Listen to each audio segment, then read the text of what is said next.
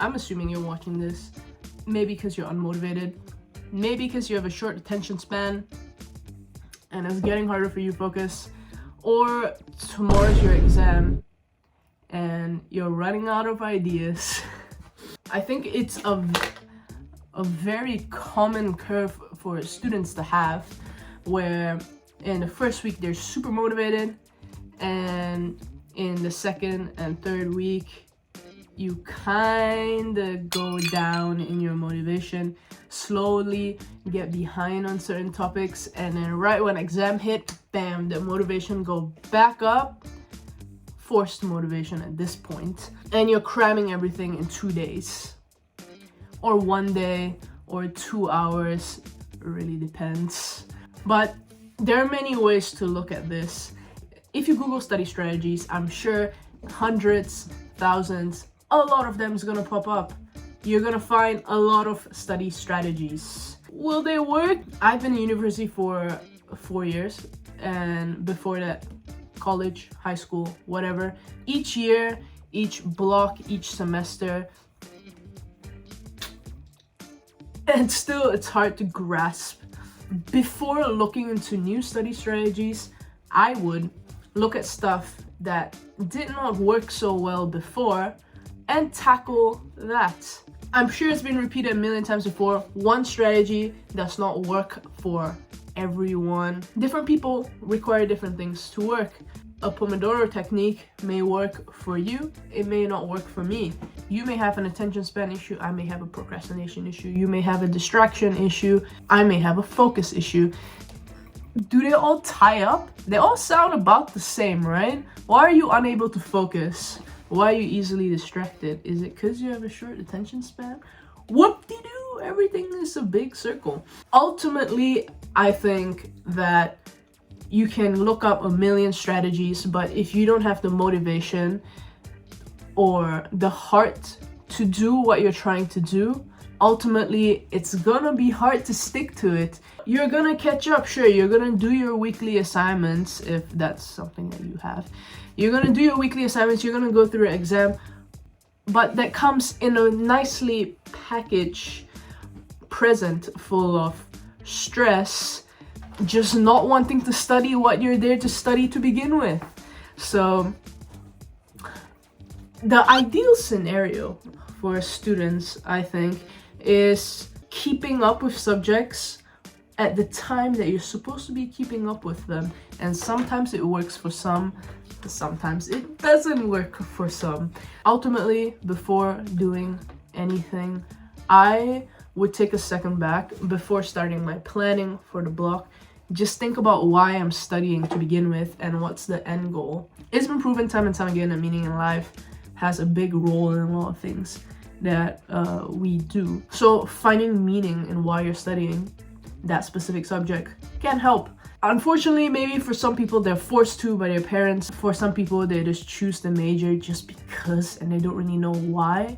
Maybe that's a much bigger thing you can look into within yourself. Oh, dramatic. Being passionate about your plan and your studies helps a lot. And if you don't want to fulfill that stereotype of being a super stressed out student, have you ever gone into an exam having fully revised everything without the stress of having 15-hour study days the day before your exam? It's a completely different feeling than going to the exam studying 15 hours the day before. Life-changing experience. So before even going into study strategies, I would really sit down and think about why I'm motivated to do this to begin with, and keep that at the top or as a fuel to carry out the rest of the study strategies. Maybe your motivation may not be what's at the end of this degree or this master or this whatever, but your motivation can be in life. What do you want to be at the end of it, or at least at the end of this phase of your life, like something that you want to achieve.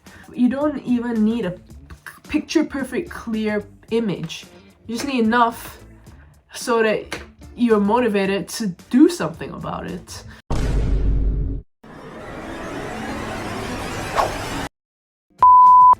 Do not be concerned, it's just a little kitty.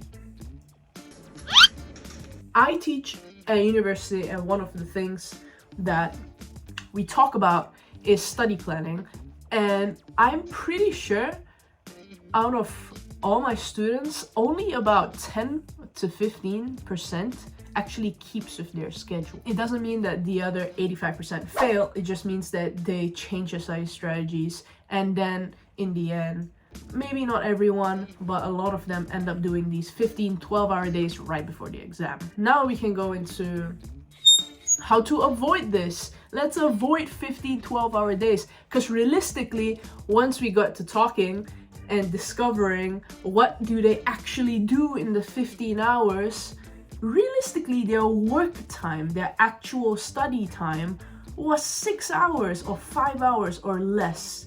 The other 10 hours was used to just, the other 10 hours was just them thinking about the 6 hours that they're actually studying. So there's no actual 15-hour study day. It's realistically just stressing about 6 hours worth of workload. Even an average working person works 8 hours a day. For some, an hour break, that's 7 hours and 1 hour break, or 8 hours and 1 hour break. So you can't expect also students to work 15-hour days and expect their brain to be at full capacity and then proceed to vomit it all out in an exam. It doesn't really make much sense. Best way to approach it is go week by week. In the Netherlands, each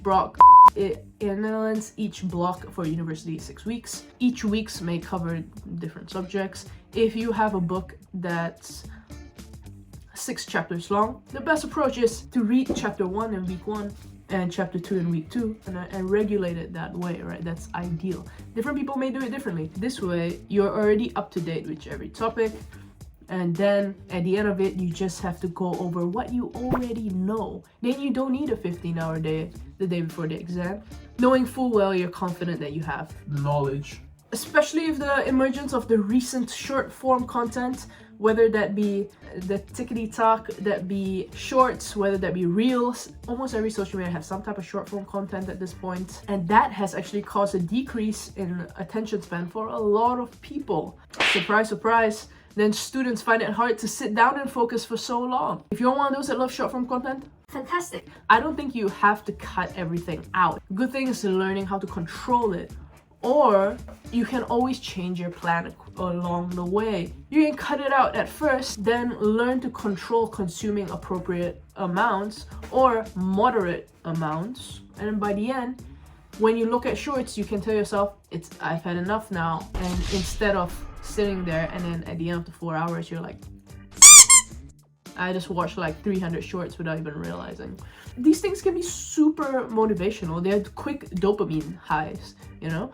So for people who have issues with their attention span, things that will work good is Pomodoro techniques. And if you're a fan of like Harry Potter or stuff like that, there are Pomodoro for Harry Potter, where you quite literally